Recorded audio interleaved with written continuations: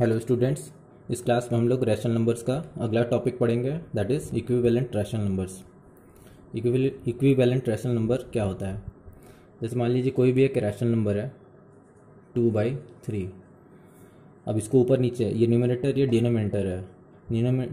Numerator और denominator दोनों को अगर सेम किसी भी नंबर से मल्टीप्लाई कर दे, मान लीजिए ऊपर भी अगर 5 से मल्टीप्लाई कर दे और नीचे भी 5 से, तो इसका जो प्रोडक्ट आएगा 5 2 10, 3 5 15, तो ये एक नया रैशनल नंबर निकलेगा। ये पहले वाला रैशनल नंबर ये था इसका, और ये सेम नंबर से अगर ऊपर नीचे मल्टीप्लाई कर दिए तो जो नया नंबर आएगा वो पहले वाले नंबर का, ये दोनों आपस में इक्विवेलेंट रैशनल नंबर कहलाएंगे। द 2/3 इज इक्विवेलेंट टू 10/15, या कह सकते हैं 10/15 इज इक्विवेलेंट टू 2/3। सिमिलरली अगर मल्टीप्लाई की जगह डिवाइड कर दे, जैसे मान लीजिए कि अगर यह है 10/15, इसको डिवाइड कर दे ऊपर भी 5 से, नीचे भी डिवाइड कर दे 5 से। ये सेम नंबर से होना चाहिए। अलग अलग नंबर से होगा तो जो रिजल्टेंट आएगा वो इक्विवेलेंट नहीं कहलाएगा। इक्विवेलेंट का मतलब जो जिस नंबर से ऊपर में मल्टीप्लाई या डिवाइड करेंगे उसी नंबर से नीचे भी मल्टीप्लाई या डिवाइड करना पड़ेगा, तो ही जो रैशनल नंबर आएगा वो इक्विवेलेंट कहलाएगा। अब देखिए 10 डिवाइडेड बाई 5 क्या होगा 2, 15 divided by 5 is equal to 3, तो 2/3 इज इक्विवेलेंट टू 10/15। ये दोनों आपस में क्या है, इक्विवेलेंट है।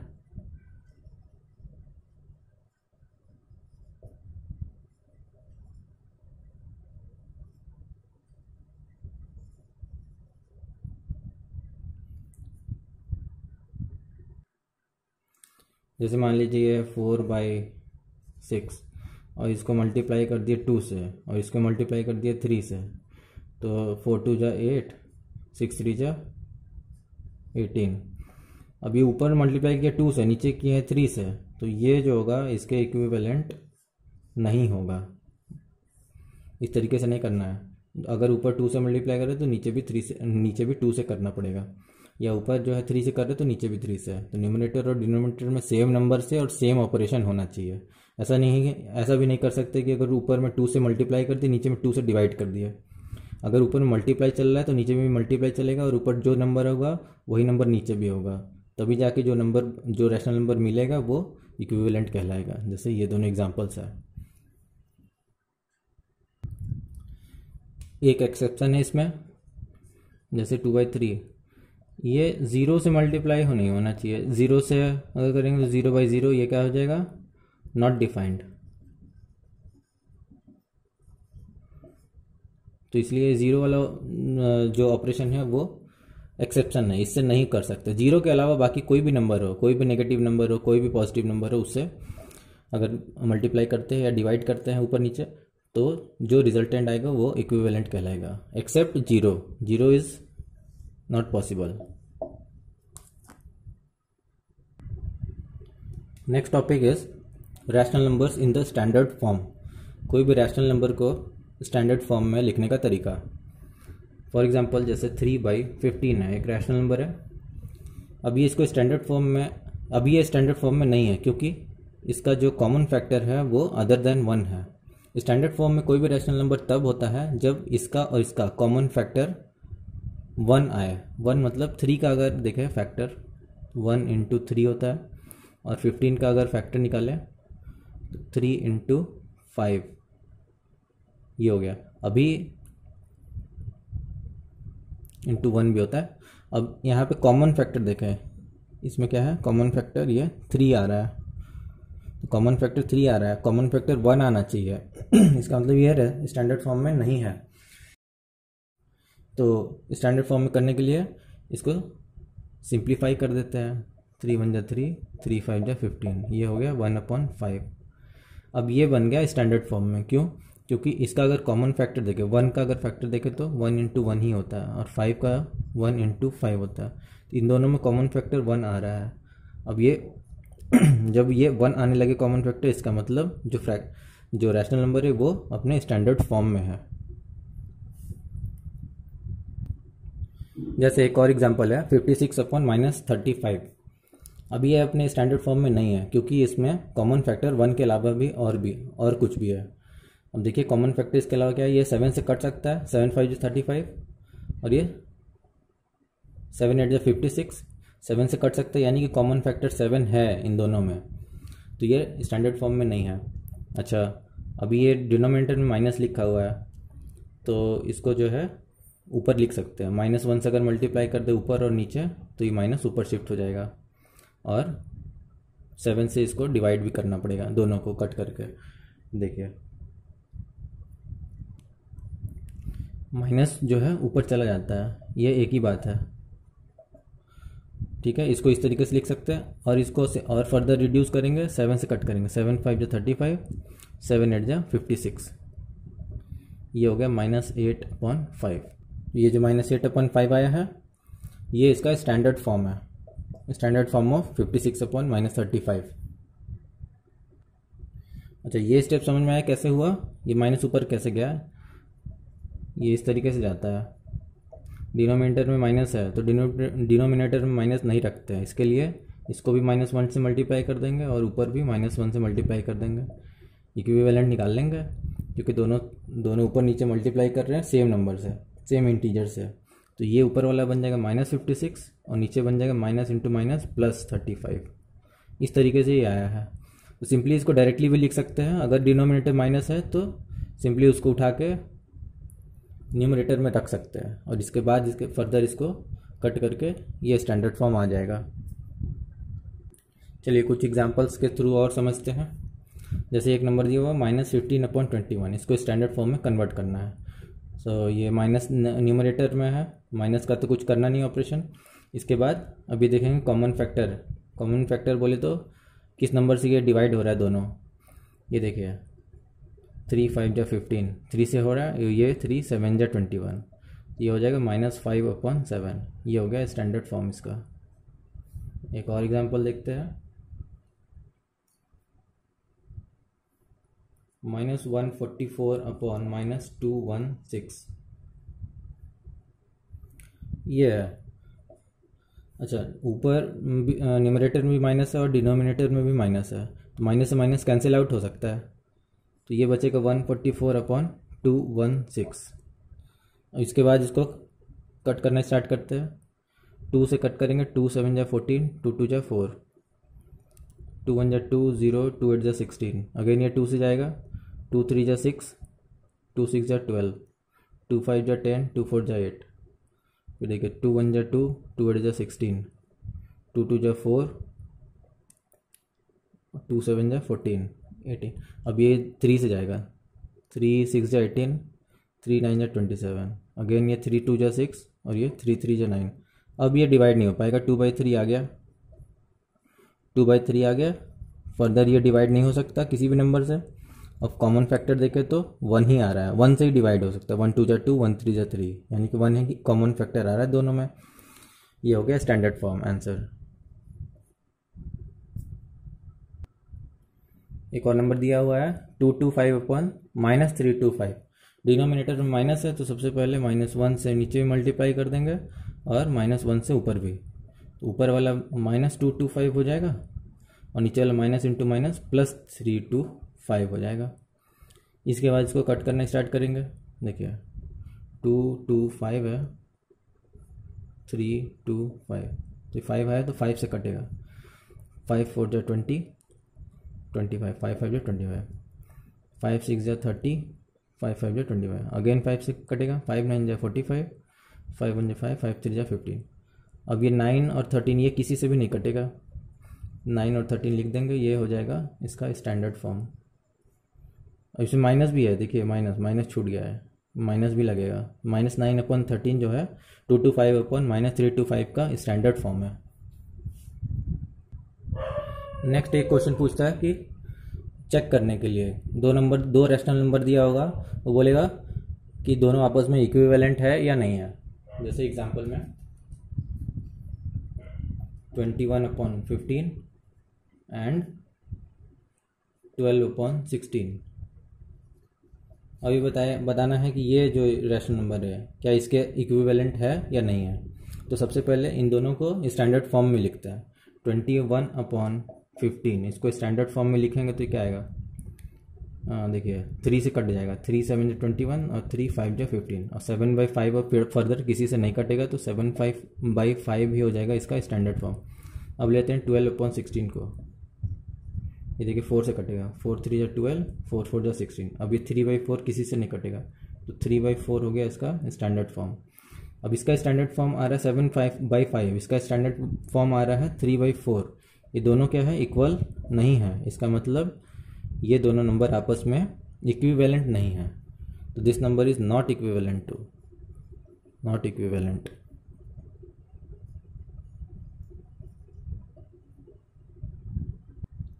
नेक्स्ट एक एग्जांपल दिया हुआ है कि बताइए इन दोनों में ये दोनों नंबर आपस में इक्विवेलेंट है या नहीं है। सबसे पहले स्टेप क्या करते हैं, स्टैंडर्ड फॉर्म में लिखते हैं। -33/11 को स्टैंडर्ड फॉर्म में लिखेंगे तो कैसे लिखेंगे, 11 1 जा 11, 11 3 जा कट जाएगा, ये आ जाएगा कितना -3/1। अच्छा दूसरा नंबर है 3/-1, तो नीचे में माइनस है, माइनस नीचे में तो माइनस से मल्टीप्लाई कर देंगे ऊपर नीचे दोनों तरफ, ये इसको कर देंगे -1 से मल्टीप्लाई, ऊपर को भी कर देंगे -1 से मल्टीप्लाई। तो अब ये ऊपर वाला हो जाएगा -3, 3 इंटू -1 -3 और माइनस माइनस प्लस और 1 इंटू 1 +1। अब ये -3/1 और ये -3/1 दोनों क्या है आपस में इक्वल है, इसका मतलब ये दोनों भी आपस में क्या होंगे, equivalent. Yes they are equivalent to, yes they are equivalent to each other. समझ में आ गया। नेक्स्ट टॉपिक है कंपैरिजन ऑफ रैशनल नंबर्स। यहाँ पे हम कंपेयर करेंगे दो अलग अलग रैशनल नंबर्स के बीच में कंपैरिजन करेंगे कि कौन सा रैशनल नंबर बड़ा है, कौन सा रैशनल नंबर छोटा है। जैसे फॉर एग्जांपल एक नंबर है 2/5 एंड 3/7। अब इसमें से कौन बड़ा है कौन छोटा है ये हमको नहीं पता, इसको कैसे पता करेंगे, सिंपली देखिए 2/5 है, 3/7 है, तो ये 7 को ले जाके इसके साथ मल्टीप्लाई कर देंगे और ये 5 को ले जाके इसके साथ मल्टीप्लाई कर देंगे। तो 7 इसके साथ मल्टीप्लाई, 7 2 जा 14 और 5 इसके साथ मल्टीप्लाई होगा तो 5 3 जा 15। 15 क्या है, 14 से बड़ा है, इसका मतलब 3/7 इज ग्रेटर देन 2/5। एक और एग्जांपल करते हैं। नेक्स्ट एक और एग्जांपल है, जैसे ये -7/5 दिया हुआ है और -22/44, इन दोनों में कंपेयर करके बताना है कौन सा नंबर बड़ा है, कौन सा रैशनल नंबर बड़ा है।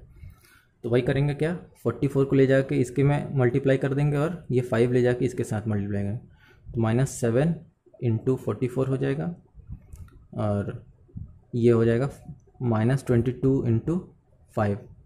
-7 × 44 करेंगे तो -7 4 जा 28 का 8 कैरी 2, 7 4 28 और 2 30, ये इतना आ जाएगा। ये आ जाएगा -5 2 जा 10 का 0 कैरी 1, 5 2 10 1 11 110। अब देखिए इन दोनों में कौन बड़ा है, माइनस साइन के साथ जो बड़ा नंबर होता है वो छोटा होता है, इसका मतलब ये नंबर बड़ा है। That means -7/5 is smaller than -22/44 or we can say that -22/44 is greater than -7/5. Next topic is arrange the following rational numbers in the ascending order. कुछ रैशनल नंबर्स दिए होंगे 5-6, उनको असेंडिंग ऑर्डर में लिखना है। असेंडिंग ऑर्डर मतलब होता है क्या, बढ़ते हुए क्रम में या इंक्रीजिंग ऑर्डर। इंक्रीजिंग ऑर्डर मतलब बढ़ते हुए क्रम में, मतलब सबसे पहले सबसे छोटा नंबर लिखेंगे, फिर उससे बड़ा, फिर उससे बड़ा, फिर उससे बड़ा, लास्ट में सबसे बड़ा। तो देखिए एक एग्जांपल के थ्रू समझते हैं।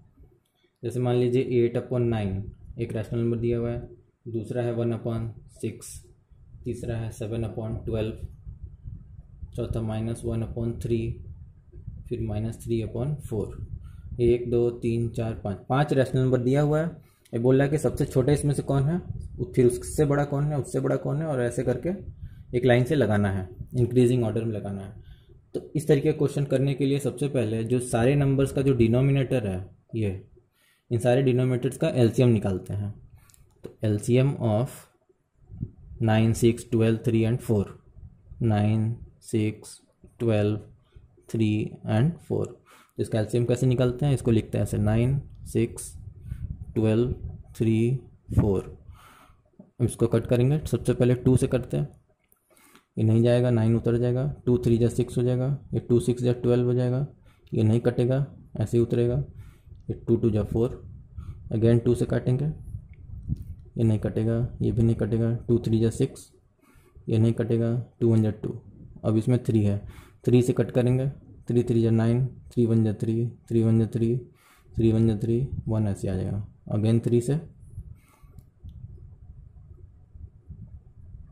अब आ गया सब 1 1 1 आ गया, 2 into 2 into 3 into 3, 2 into 2 into 3 into 3, यही तो होता है एलसीएम। 2 2 जा 4, 3 3 जा 9, 9 4 जा 36, तो एलसीएम आया कितना 36। अच्छा, अब इसको इक्विवेलेंट नंबर के रूप में लिखना है जिसका कि बेस 36 हो। 8/9, 9 इंटू 4 करेंगे तो आएगा कितना 36। तो जितना नंबर नीचे से नीचे मल्टीप्लाई 36 लाना है, एलसीएम 36 है, तो ऊपर भी 4 से मल्टीप्लाई करेंगे। अब 8 4 जा 32, तो 8/9 का इक्विवेलेंट आ गया कितना 32/36। इसी तरीके से 1/6 का निकालेंगे, 1/6। अब देखिए 36 तो नीचे लाना ही है, तो 6 इंटू 6 करने पे 36 आता है। जब नीचे इंटू 6 किए तो ऊपर भी इंटू 6 करेंगे, तो 6 1 जा 6 हो जाएगा। 7/12, नीचे 36 होना चाहिए, 12 से कितने मल्टीप्लाई करेंगे 36 है, 12 इंटू 3 जा होता है तो 36 आता है। अब 3 नीचे किए हैं तो ऊपर भी 3 से करेंगे, 7 3 जा 21। फिर इसके बाद है -1/3 इक्वल टू 33 इंटू 12 करने पे 36 आता है, तो ऊपर भी इंटू 12 करेंगे तो यह जाएगा -12। एक और बचा -3/4, 4 9 जो 36 होता है, तो ऊपर भी 9 से मल्टीप्लाई करेंगे, 9 3 जा 27। अभी देखिए सारे इक्विवेलेंट नंबर आ गए, इक्विवेलेंट रैशनल नंबर आ गए, जिसका कि सारा का बेस जो है 36 36 36 36 है। अब जब डिनोमिनेटर सब सेम होता है तो ऊपर वाले नंबर में सिर्फ हम कंपेयर करना बाकी रह जाता है। न्यूमरेटर में जो सबसे छोटा होगा वही सबसे छोटा होगा। तो देखिए न्यूमरेटर में सबसे छोटा नंबर कौन है, सबसे छोटा माइनस वाला नंबर होता है, -12 और -27। इन दोनों में से सबसे छोटा कौन सा है, -27, क्योंकि माइनस में जो बड़ा नंबर होता है वो छोटा होता है। तो -27/36 सबसे छोटा हो जाएगा, -27/36। ठीक है, ये सबसे पहले लिख देंगे। फिर इससे बड़ा वाला नंबर, इससे बड़ा ये -12 हो जाएगा /36। अब इससे बड़ा ये देखिए 21 है, यहाँ 6 है, 32 है, तो ये हो जाएगा 6/36। फिर इसके बाद 6 के बाद आता है 21, तो ये हो जाएगा 21/36। लास्ट में आ जाता है सबसे बड़ा 32/36। तो ये आ गया कुछ इस तरीके से।